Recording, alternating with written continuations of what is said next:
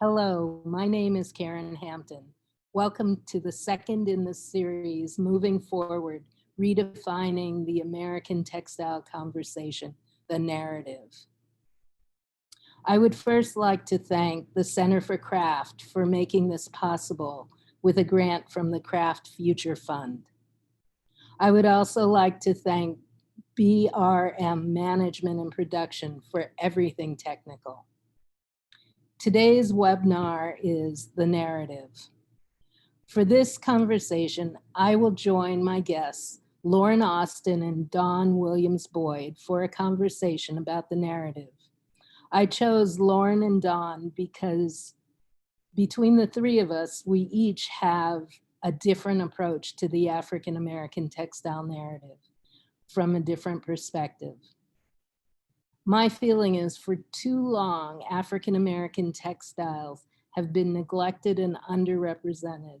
And I felt that it's important at this point to convene with two of my sisters in this conversation and really discuss the field of textiles, the narrative, and what our hopes are for the future of the field and for ourselves. The schedule for this webinar is that we will first hear from Lauren Austin and then Dawn Williams Boyd, and then just a short bit about my own work. And then I will be in discussion with the artists, and then at approximately 3:50, we will start taking questions from the audience. Thank you. A little bit about my guests. Lauren Austin is a native of New York State, now living in Florida, and she has been making quilts for over 30 years. Prior to being a full-time artist in 2004, she worked for the US Foreign Service and was a practicing civil rights attorney. Her quilts have been exhibited and collected internationally. Dawn Williams Boyd, a native of New Jersey, now residing in Atlanta, Georgia, took early retirement in 2009 to devote 100% of her time to her art practice. Dawn makes cloth paintings that are reflective of the world we find ourselves in today, with works titled Racism is No Longer Has the Decency to Hide Its Face, 2019, and Immigration, 2019.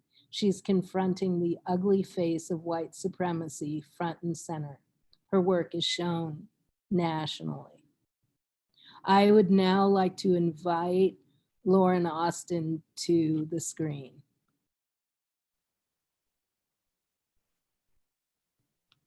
Hi. Can you see me? Yes. Okay, great. Glad to be here.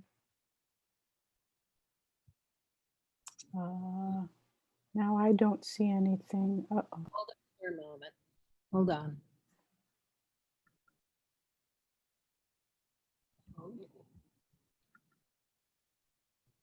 Sorry about this. It's going to take a minute. I thought it was all set, and it's not. Oh. It was all set.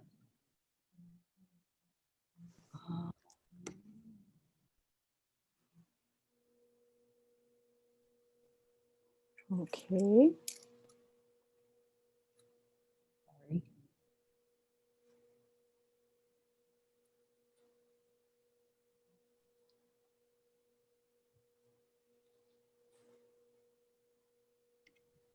This is why I always bring my sewing with me.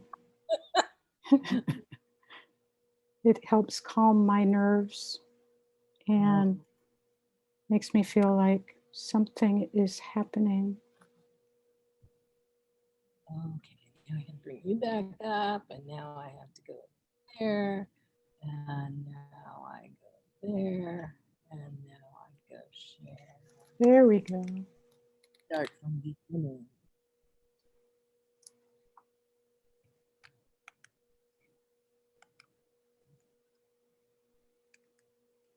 Can you see? Yeah. Yeah, I think you have to start the slideshow. Oh, I did, but something didn't happen. Maybe there's a delay.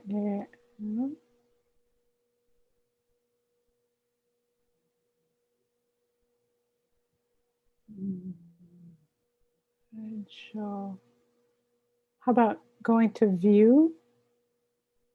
I did have it there.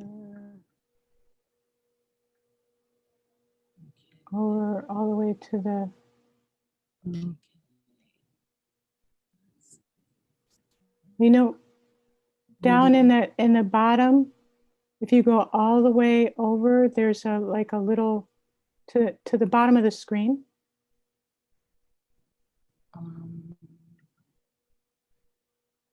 And there's 4 little squares. Can you And see go it? over one more. No. Okay. I've got to stop my share. Sorry about this. Good. No problem. I think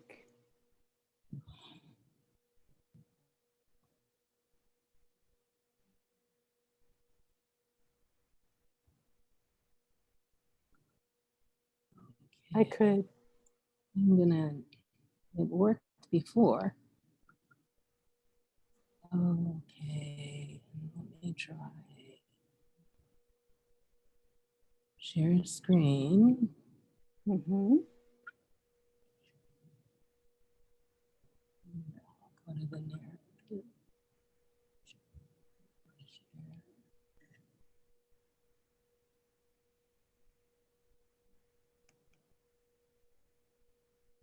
Are you there? Can you see? Yeah, I can see, but it's your whole screen.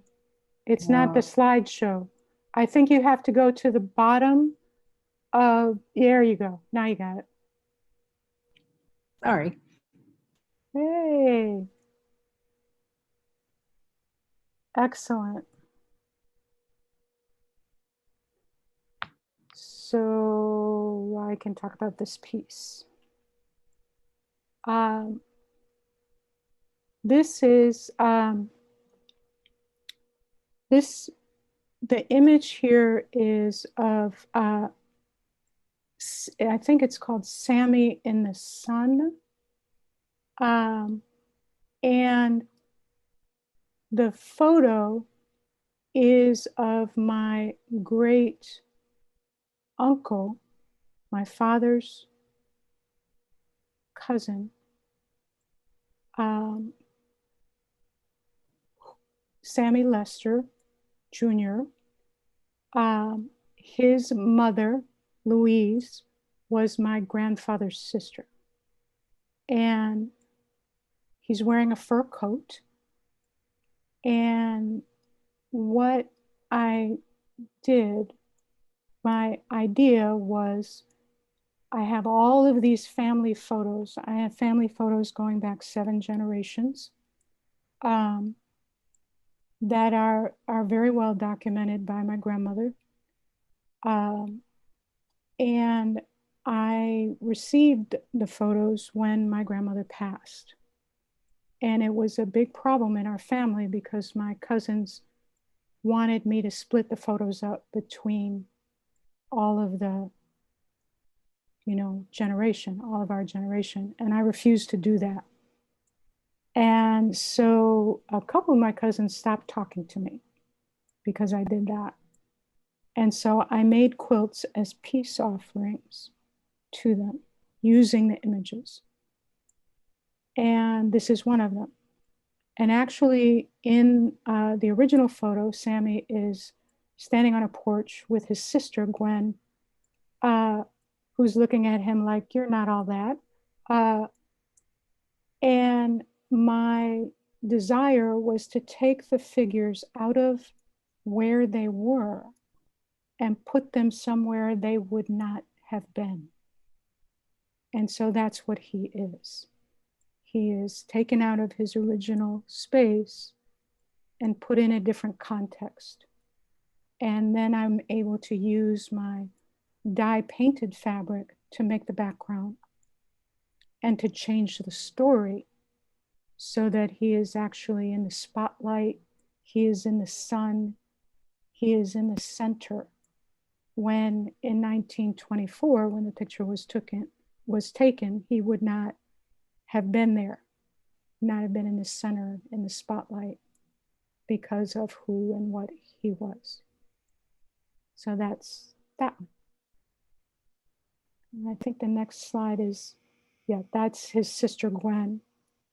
And I did the same thing with her, to take her out of the context she was in and put her in a new story that was about her. And in the photo, he's the center of attention. And she's looking at him in that way that many of us as little girls were not the center of attention, the boys were. Her coat was kind of drab compared to his. And they both knew that, you could tell in the photo. And so I gave her a bright yellow coat. And the way I did that was I put a piece of silk. The photos are printed on silk that's like a havatai. It's very thin, very translucent, and you can put things behind it and they shine and you see them. So I put yellow dyed fabric behind her image, cut to just be the coat, and that's what you see. This is a detail from a piece, One of Us Will Go and One of Us Will Stay. And this was a commission for a collector who wanted his childhood to be documented. And the collector is an African-American doctor, the second youngest of 14, who grew up in very difficult circumstances. And really the story of him and his parents and how he came to be who he is really enormous. And so that's why I made the work.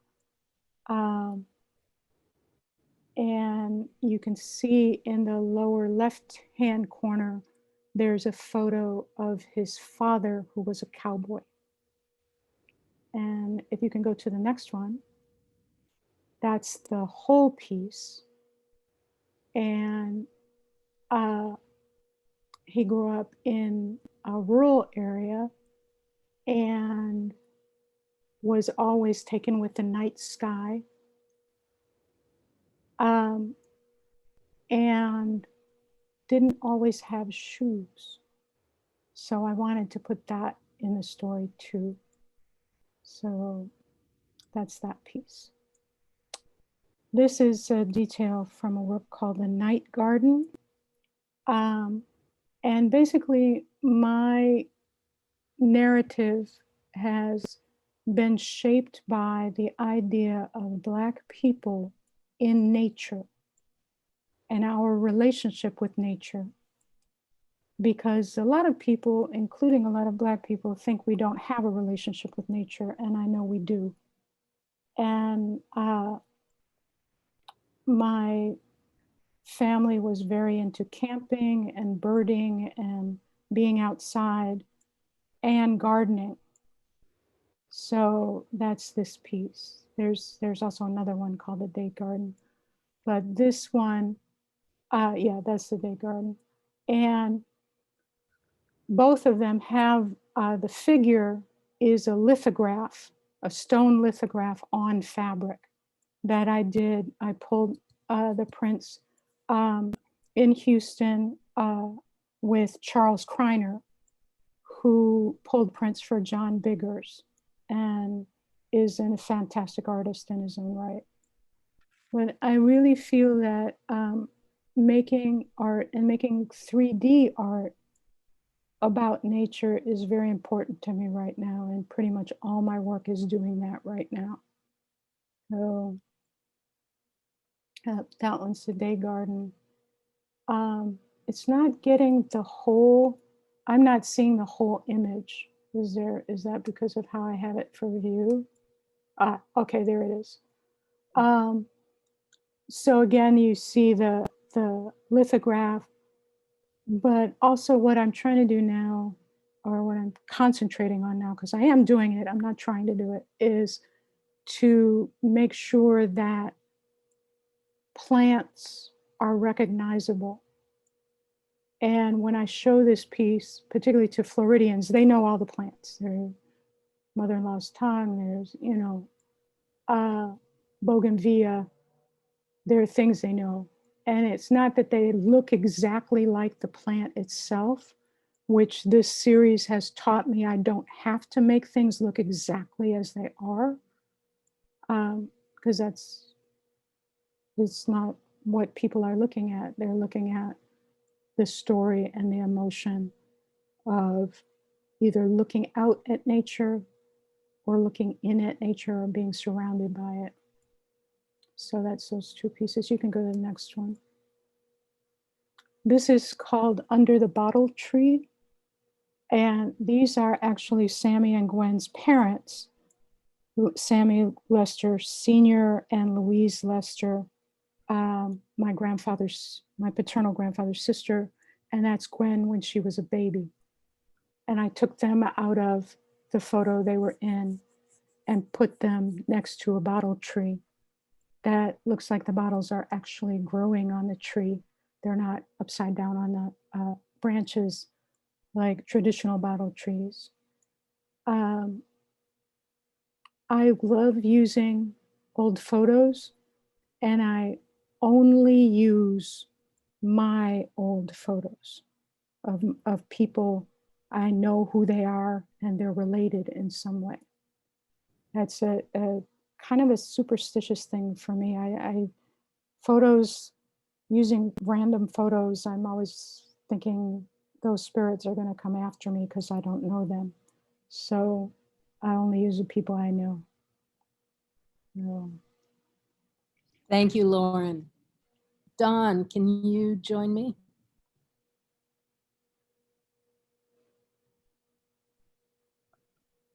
Hello. Hi. Let's see. Can you see me? Yes, can you see? All right, very good. Thank you. How you? All right, so Lauren, that was wonderful. I have cat hair on my screen because one of my kittens was visiting me. She apparently enjoyed listening to what Lauren had to say because she left as soon as Lauren stopped talking. Anyway, so my work is more, I'll put it this way. Unlike many African Americans of my age, I did not go to either high school or college where African history or African American history or African studies was offered. So I missed out on all the Bidwiz tournaments, and I missed out on all of the education about what our people have done in the world, and particularly in this country over the centuries. So when fortunately, when I moved to Denver, Colorado in the late 70s, I was surrounded by people who had had the exact opposite experience. And so while trying desperately to learn to play Bidwiz, I listened to what they had to say, and I found it just fascinating. And so it occurred to me that I might not be the only person who didn't get that kind of community involvement. So I tried to make it my mission to research the truth about what has happened to us in our past, and to keeping in mind the old adage that a picture is worth 1,000 words, to make large, colorful images that will attract your attention from across a room, and tell you the truth about what is occurring, at least in my opinion. Some of them are my opinion, like this one, and some of them are historical fact. This is Erasing Obama. I do use images that I have garnered from the internet because I am concerned with your ability to, or anyone's ability to identify who it is I'm talking about. And so, and I am a bit of a control freak, I guess, so I need things to look exactly a certain way. So in this particular one, this is a comment. This is part of my Trump era series, which is the most recent one. And it talks about it mostly, even though it's named for the current president, it is mostly about the sins in my, if I'm not taking that too far, of the Republican Party. So those of you who are Republican just have to hang in with me and things will get better soon. I found that in this particular one, I found that early in Mr. Trump's presidency, that his stated mission and that of his crony, Mitch McConnell, was to erase all of the benefits that the former president, Mr. Obama, had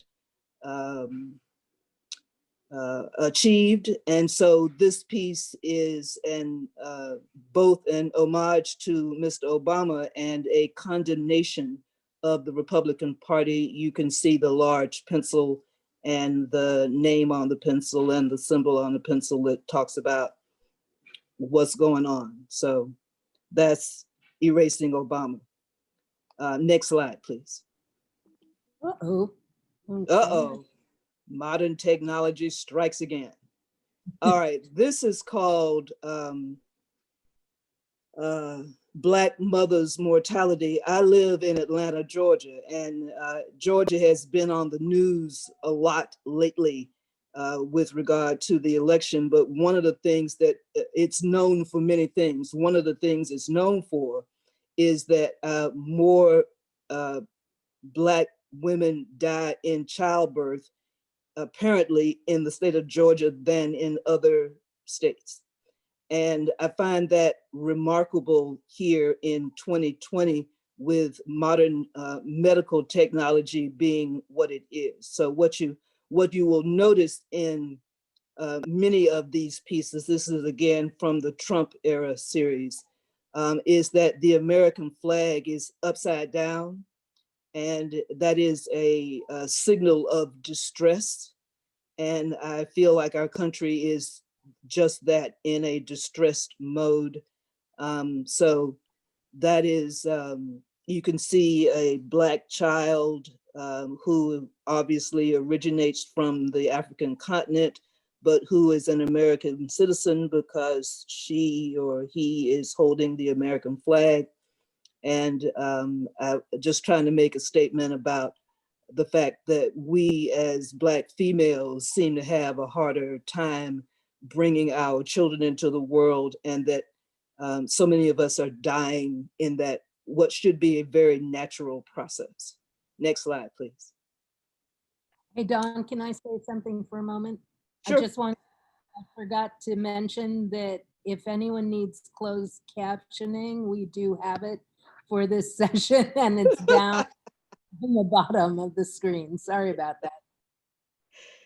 This is, again, from the Trump era series. This is called Trump's America. And it is, again, a flag, a US flag in distress. The lower left-hand corner shows, indicates the way that I saw America prior to the current president, where we were all Americans, but we had different hues and different textures, and different ideas, but we were one nation. We were not perfect, but we were trying. Whereas during the Trump era, at least in his mind and in that of his followers, the nation should be more monochromatic. What you have to look very closely to see is that the lines between the bars on the flag and the outline of the stars on the upper right-hand side or on the right-hand side are all detailed in red thread, which obviously talks about the number of people who have died. I always hate to say people died before their time or they died unnecessarily, because I believe that each of us is stamped with an expiration date when we are conceived, and that no matter what happens, that we're going to expire at that time. However, I do feel like people who have that it may be that some of us came to our ends prematurely or coming to our end prematurely because of the administration that is in place at this time.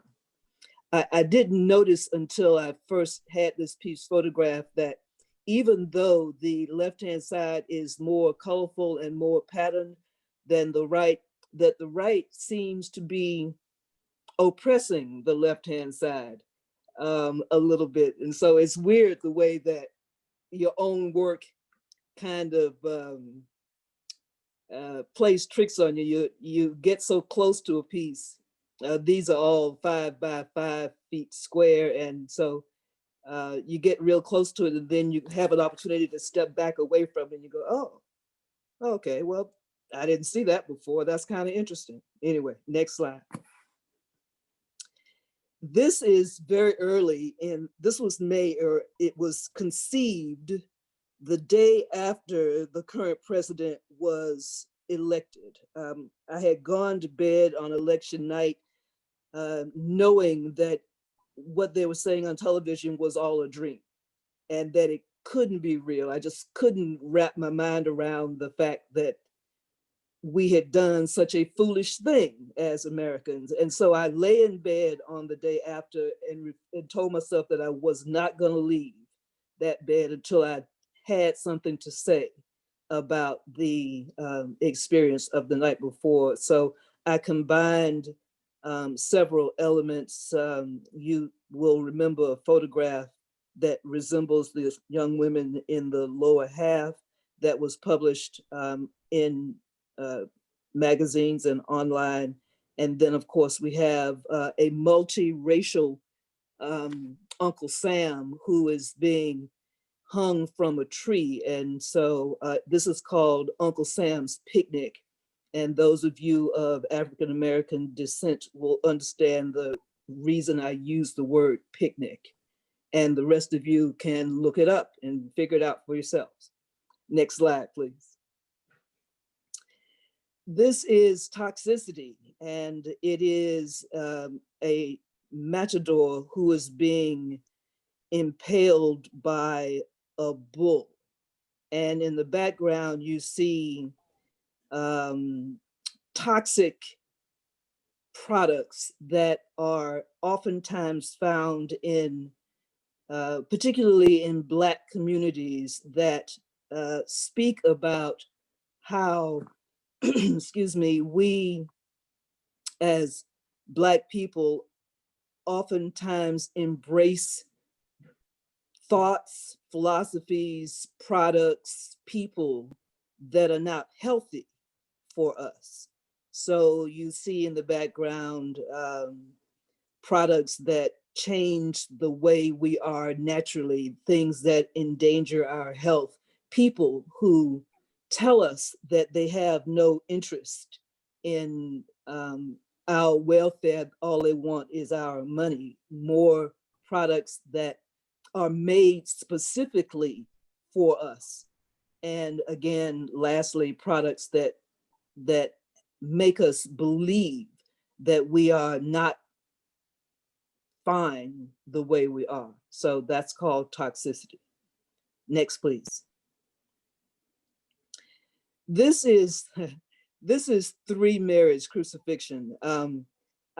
Sometimes I get weird inspirations, and I went to Catholic schools for what, 12 years, and though I was baptized in the Baptist church here in Atlanta, and the Catholics always had, or I had a problem with Catholicism very early as a child, because there was this thing about the Virgin Mary. And I'm sure I'm um, putting a lot of people off with this conversation, but you asked me, so I'm here. Um, and so I have many pieces in my collection that talk about the Virgin Mary. And so anyway, someone said to me that at the crucifixion, that there were three women there named Mary. And I had never heard that. I'd heard of his mother and Mary Magdalene, but so I got the idea that there were three. I went to the Bible, I looked it up, and depending upon who you read, there were three women there named Mary. So I thought it would make an interesting story. So I did this composition. This thing is about 90 inches long, or wide, I guess, from side to side. And I had, a great time putting it together. I got to use a male nude, which you don't get to use all the time. And I got to use a bunch of really great fabrics that had been left over from my mother's collection of fabrics. What I found out is that the composition is one that lends itself to a lot of different stories. So currently, there are three renditions of this composition. This is Three Marys Crucifixion. There's one called Three Marys Freedom Riders.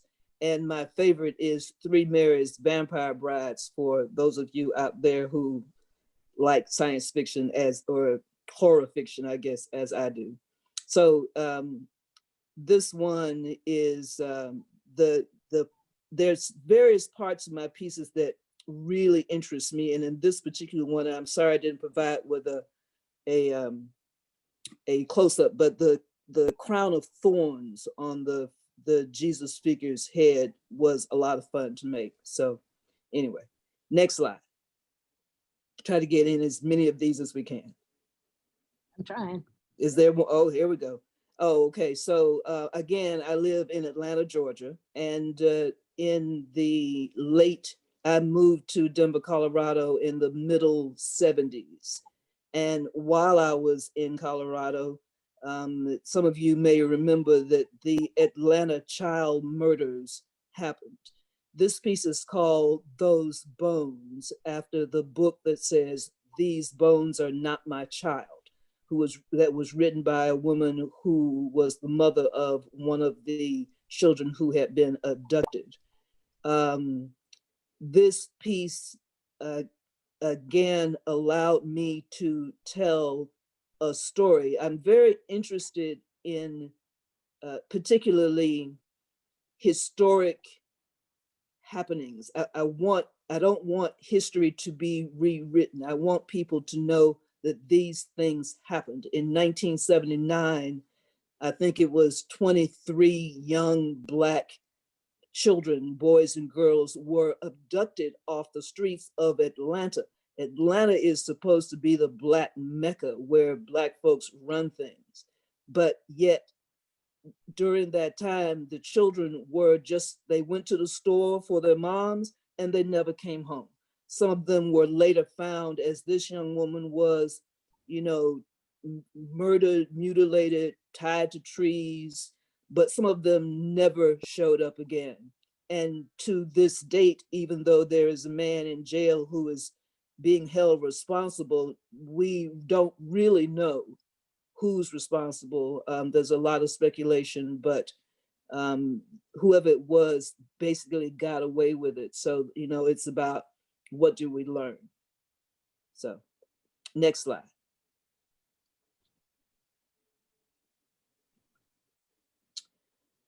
This is called The Marionettist, Vladimir's Pocket.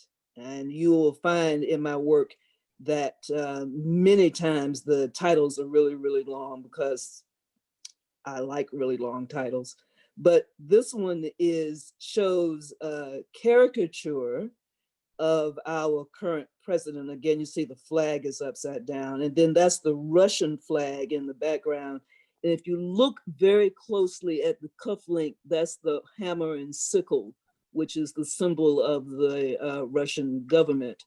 And so this talks about whether or not our current president is in fact a puppet. You can see the puppet strings of a foreign government, which he has been accused of. I went to the flea market one day with the stated purpose of finding a doll that I could use for this piece. And I thought it was really funny. The doll I found was a clown doll. So I could have just left it the way it was, but I thought, well, no, I need to make it a little more precise. So I made his shoes, I made his little suit and his little shirt and tie, and I gave him a new hairstyle.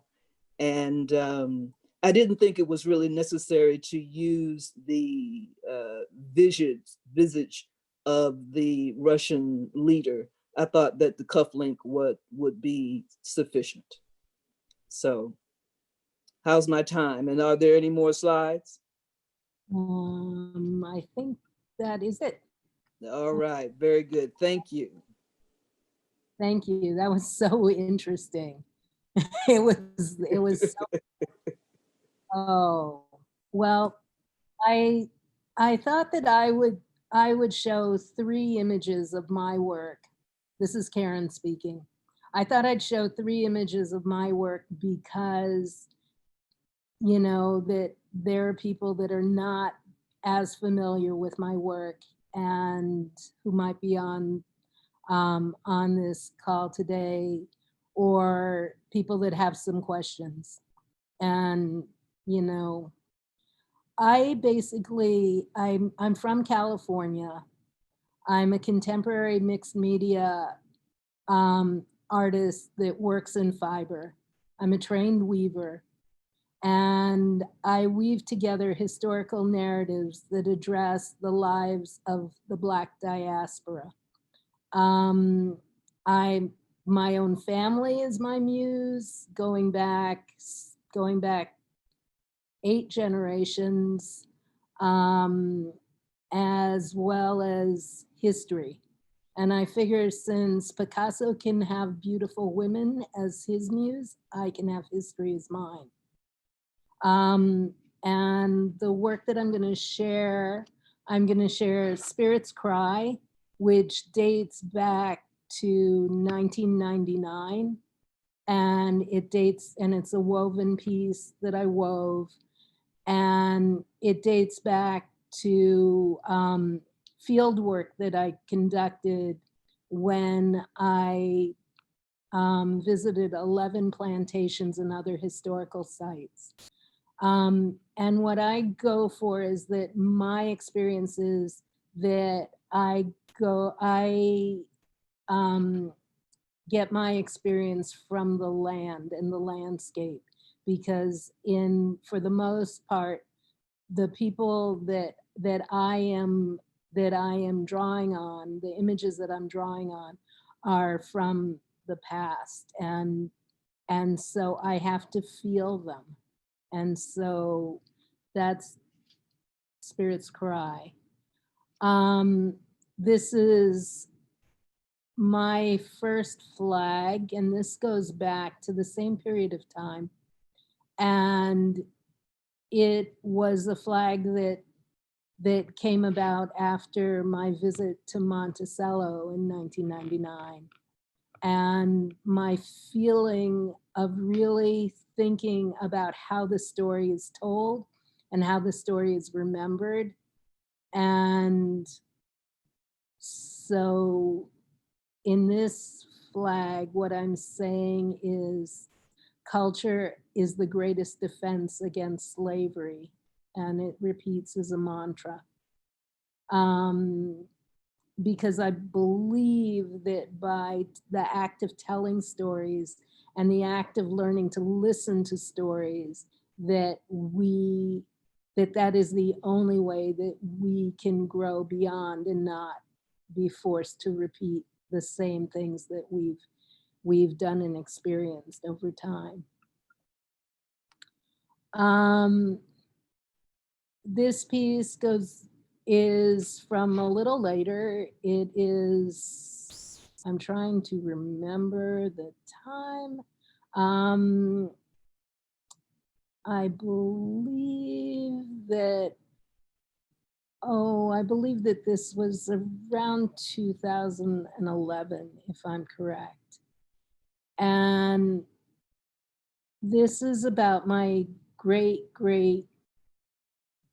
grandfather. Yes, two greats, grandfather. And it tells the story of his escape from slavery, from being enslaved. He was enslaved on the Y plantation on the eastern shore of Maryland. And so it has this story, it talks about his escape, it talks about when he escaped to Baltimore and he joined the colored troops in Baltimore, that he joined Company K, the 4th Regiment, and he was injured at Chapin's Farm, and that he was released in 1866 and his compensation was $300. What is so fascinating about this story is so much of how so many of my stories come to me. That in this case, I was lecturing at the Harriet Tubman Underground Railroad Conference in 2012. So that means that it is after that. And after my lecture, I attended a lecture that 2 young graduate students were giving, and they were giving a lecture on African American men and their migration patterns following the Civil War that were from this Eastern Shore. And I asked them, I said, well, have you ever heard of Matthew Roberts? And the man said, you need to go to the National Archives. There's a recording of his escape from slavery. And I'm like totally dumbfounded. And then I proceeded to follow up on that. And when I followed up, I found a book. And when I found the book, I found the author. And I proceeded, the author was a professor, an anthropology professor at Brown. And so I proceeded and I sent him an email and he called me back in 15 minutes. And so I think that as much as, I look at myself as a record keeper, what I'm doing, what I see my life's work is doing is really helping to fill in and correct history. So very much in the same vein that both Dawn and Lauren work, we all approach it from a different aspect. So that's all I wanted to share with you. And now I'm going to ask Dawn and Lauren to join me back on the screen, and I'm going to get out of stop sharing and get back to the picture. Hi. Wonderful. I just love your work. Oh, thank you. Come on, Dawn. The unmute button. Oh. She can do it. She can do it. There we go. I'm trying to do it a different way, and that's not working. You can see I was kind of doing it a different way when I was trying to get the screen. Exactly. Yeah. I mean, I think that it all just happens. I'm so happy this moment, to be here with the two of you, because I think that, I just loved hearing your stories. I loved seeing the understanding, the imagery in Lauren's work, the imagery of you know, putting your granduncle in the light, and what that, you know, what that does for someone that's receiving that as a gift. Well, what's very interesting about that's from the photo memory series. And what was very interesting about that I started it out as peace offerings and gifts to family. And then I was in an art festival, the Zora Fest, which takes place in Eatonville, Zora Neale Hurston's hometown, and close by to where we live.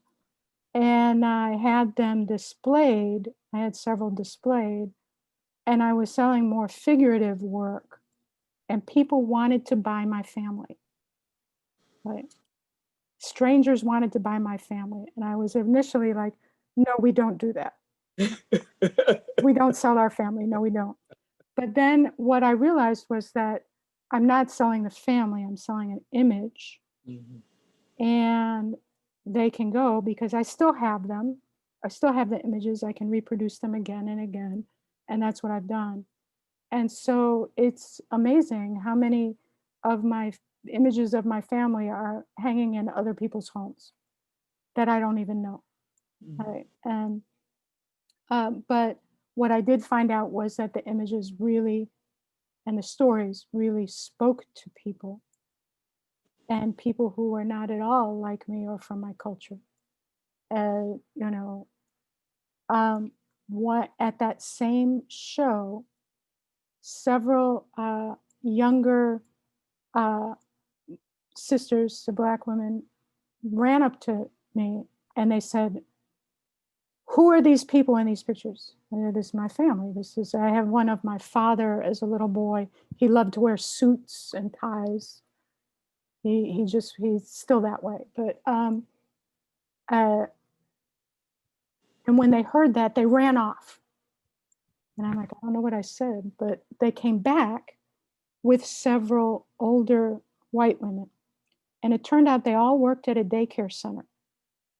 And the movie, The Great Debaters, had just come out.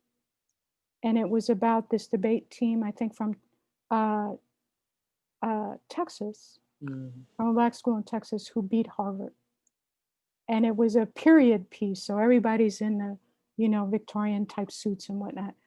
And they brought them back. They brought these white women back to show them my work and say they did wear those clothes back then, because the white woman had been telling them that the movie was a lie. Oh, wow. That Black people did not have clothes like that. And so the young Black women were like empowered and, you know, grew large before my eyes, because now they had proof. Okay. And so I told them, you know, you go home, you may have some pictures there that you don't know about. Okay. You definitely have some stories in your family that you don't know about. Okay. Or what your people did and what our people did. Go home and get those stories and put them in everybody's face. So I think that is a big piece of what all of our work does. Yeah. Is it gives sustenance, it gives, you know, a balm, it gives, you know, a light to our people who need it. Oh no, I can say, yeah, that's there. Oh no. So after that, I just made 1 million of them. It's like, I'm on a mission now. And that's how it works. That you know, it's that active giving voice. It's that active voice to you know, our ancestors, and then giving voice to our families, and then giving voice, like Dawn does, to our people. What is going on right now? I mean, that you know, that moment, Dawn, when you spoke about the day after the election, That was a charge day in so many of our lives. Yes, exactly. And what, you know, and I, almost anyone can tell you exactly what they did that day. Yeah, exactly. And that you gave yourself this discipline, that you just said, I'm just gonna stay here until I have it, is just using that emotional energy that is the strength, I think, of, all of our work. Yeah. Um, And and I think it's very interesting that we all deal with history, either history that's already happened or history as it's happening now. Um, like Lauren, I had an experience once where my Sins of the Father series, which is one that talks about racial injustice in this country, was hanging in a gallery in Denver. And I look up and there's this little old white man standing in front of a painting I had done of some Black men that had been hung. And when you see that the series, the emphasis is not on the men who were hung, but on the men and women who watched, who participated. And I go up to this guy and he's standing there with tears just streaming down his face. And I'm like, are you okay? Do I? And he says, yes. But he says, this has touched me so much. He says, I was a little kid at not this particular one, but at events like this. And I remember being not understanding what was going on and why this was happening.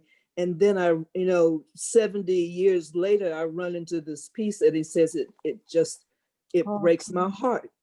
So it's terribly important that history be told correctly, that we do not allow it to be whitewashed, vanillaed, if you will, that we tell it the way it was. And because if we don't deal with the actualities, then we'll never be able to move forward from that to where we need to be. This country, as we all know, still needs a lot of healing. And it seems like we're constantly starting that process over and over and over again. And, now we hear stories of people who are rewriting history books that children are being taught in school. We cannot allow that. And I think it's very important for artists to, my personal theme for 2020 and 2021 is that artists can no longer do artwork that is meant to be over somebody's couch. We need to have, it's our responsibility to say what needs to be said. Artists have always been the ones who tell the stories. And so as artists, we need to embrace the responsibility to say what needs to be said. I think I absolutely understand that and I agree with it. I also think we have a responsibility um, to be ourselves. And what I love about your work, Don, is that you're so laser centered, laser like on the issue and the understanding. It's very precise, it's very clear, and it's very heartfelt. Right? Thank you. I think I'm a little more all over the place. Okay. And part of what that is that when I'm distracted by shiny things, and and I have this kind of artsy part that is looking at what things look like and dreams. Okay? Like I'm very jealous of my husband has dreams that he remembers, and I Ooh. don't. I never Oh, have no. dreams I remember. So I have made a bunch of work that I call dream stand-ins. That's like, if I had a dream, this is what the dream would be. Mm-hmm. And I think that came about because I was making a lot of work, mostly for the shows that Carolyn Maslumi does, that are about a specific theme, about our history, about African American history and culture. And I was focused on that so much that I was for kind of putting aside the amorphous stuff, and I want to blend them more. And that's kind of what I'm trying to do now with this nature series is, one, I want to take back the image of the tree. I want to take it away from the lynching and make it, this is the tree that we sit under. Mm-hmm. This is the tree that supports us when we're old or when we're very young and gives us food. And I don't want every image I see of Black people in a tree to be a lynching, even Mm-hmm. though I want those images to be front and center about our history. I also want us to be more. I know we are more. No, does that make sense? Mm, absolutely. I really addressed that in a piece I did, I think in 2017. And it was about after doing research in Flint and the water crisis. Mm. What I wanted to do was I wanted to give Flint a prayer. Mm. Because I felt like that I was from the outside, and I felt that what I could offer them was a prayer and was to help draw attention to them and to show and to give them, reflect back to them positive energy. And so the center of my piece was a bottle tree for that, the act of protection. So really, like thinking about it in a different kind of way.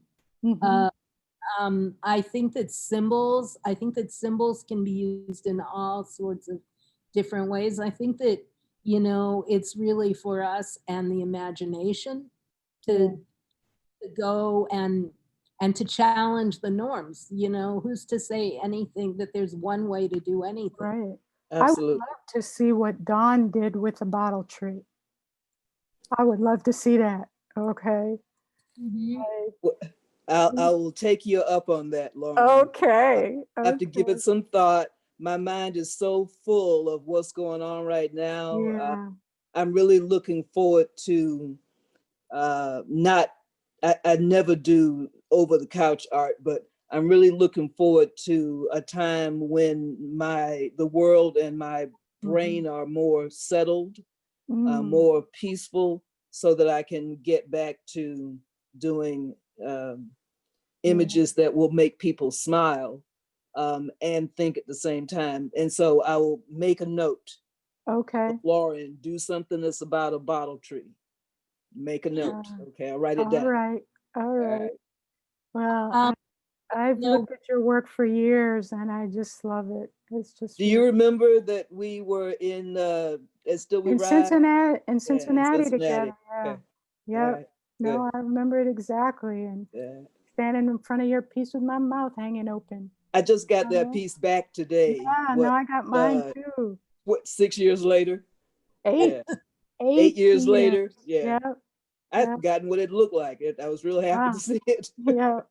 I find that particularly because we've been making quilts for so long now, that I will see a work in somebody's house, and I will go, "Who's copying my stuff?" And it's mine. I don't even remember. Like, no, don't be copying my stuff. I'll have to come get you. Well, we're coming to the end of our time, but I mean, this is so much fun just talking amongst the three of us. We've gotten some really beautiful, inspiring words. You know, thank um uh let's see. I'm looking for questions. Somebody asked about process. Yeah. You wanna? I would just say that for me, the most important part of the process is to work every day. Mm. That you don't like sit around and wait for, oh, I'm going to do this. You know, you have to work every day, and then your Yeah. mind gets used to getting an idea out Mhm. on paper, on fabric, I know, and then you can run with it. Yeah. Right? But I think you really that's really important. And then the other thing is to work on more than what I do is I work on more than one piece at a time.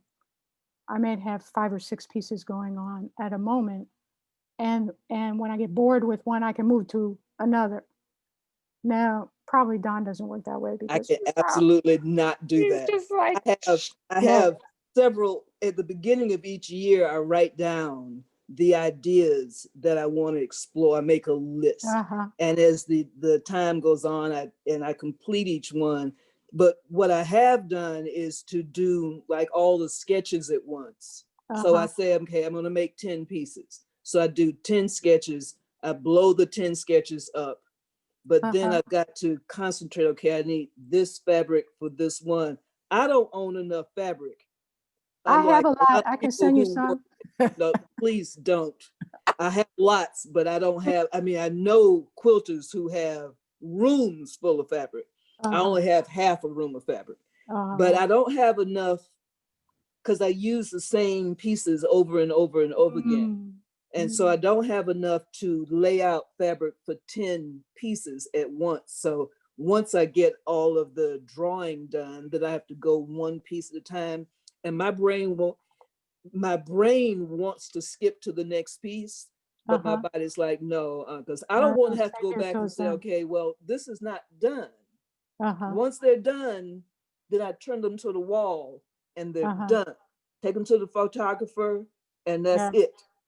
So Yeah. then, and so I just finished one. So now I can clean my studio. I can have my machines refurbished and oiled and all that stuff that I should do that I don't do. Uh-oh. But I can't do that until I'm absolutely sure that I am done with whatever it is that I'm doing. So today I'm in that mode. Do you find yourself looking at an older piece and wanting to do some more to it? I just had that experience, as a matter of fact. I just I had, have I I found have a piece that had been sitting in someplace where it had gotten a little bit of grime on it. And uh-huh. I wound up doing the one thing I absolutely hate doing is taking out stitches, Oh. reworking parts of that piece. And I'm like, I will never, ever, ever do that again. It's just gonna have to deal, whoever wants it, gonna have to take it as is. Yeah. But no, I kept wanting to improve it, but I couldn't do that. And it's too big a piece to, and I promised myself that I would never repeat Mm-hmm. a piece exactly. Yeah. I can work out a theme, but Mm-hmm. I could never, do something. Some people say, well, will you do that for me to match my couch? I'm like, no, No. I can't help you with that. I'm sorry. I have lots of artwork too. So no. It's also about educating people about how we work. Yeah. I know, because like I had one commission, it was a big commission for a church, and they had seen a smaller piece that I did. It was this piece called Homage to the Disappeared, and it's a bunch of women holding up flames and a center figure that is just an outline. And they said, oh, we like that theme. We want that theme. And I said, okay, it's not going to look like that one. It's going to look very different. Yeah. It'll have the same theme, but it'll be very different. And they're like, okay, that's fine. But they didn't really hear that. So when Mhm. they got their piece, which was, I think, one of the best things I've ever made, um, the pastor's like, it doesn't look the same. I'm like, I told I you, told it you, wasn't gonna look the same. And he's like, oh, okay. Now he likes it. Okay, so of now he's course. happy with it. Mhm. But it's one of those things that grabs you because you want the people that you're making things for, particularly with commissions, to really love them. I Mhm. know. But on the other hand, you're not going to twist, or I'm not going to twist myself up to do what they say, I No. know, or do what they want. And it's got to be me. And Besides which, what's the point of having something? That's why they invented photography. yeah, If you want it to look exactly the same, right. that's some, I don't, but some artists make prints or Hmm. reproductions of their work. And if that's what you want, then do that. But if you want an original piece, which is what you really want, especially if you're going to be paying for it, then I'm the artist. Let me do what I do. Well, you know what I had to do? I had to go back to my legal background, and I have a commission contract that has a paragraph that says you are buying a Lauren Austin Original. original That's right. in her That's right. original style, and you can put 3 colors down that you want to be in it, but everything else Lauren decides. Yeah. Okay. There you go. And I have them initial the paragraph. There Okay. you go. So that it saved me a whole lot, let me tell you. It I saved bet. me a whole lot of worry. So if you Well, want a copy, I'll give it to you. Okay. Okay. I think we're gonna have to end it with this because we're already Oh, over. And it's just, I really don't want to say goodbye.